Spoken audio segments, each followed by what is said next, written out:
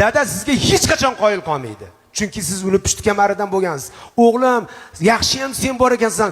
Sen bo'lgan uchun men bunaqa yuribman demaydi, chunki u sizning dadangiz. Uni hadib tilini qisavermang. Hadib uni ayingiz oldida xijolat qilavermang. Nabaro dada, siz aytgan fikrdan keyin men ishim o'zgarib ketdi. Siz aytgan, siz hali bergan pulingiz barakali ekan, ko'payib ketgan, lekin uni sabab chiqib qo'yaylik.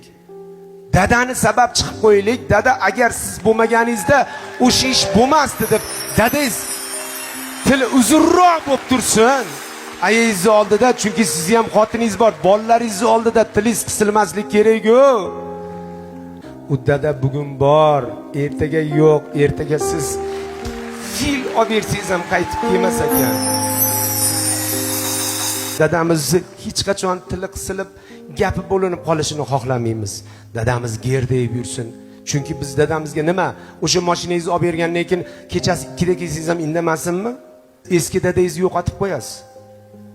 Kel o'g'lim uyga degan dadani yo'qotib qo'yasiz.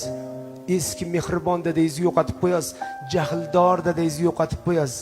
Chunki ha qo'y endi ishlayapti deydi. He, qayerda ishlayapsiz o'zi? Nimani qoyillatib qo'yyapsiz o'zi?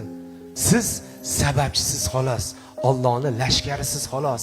Sizga Xudo beryapti, buyruq bor, shunga berib qo'ygin deyapti.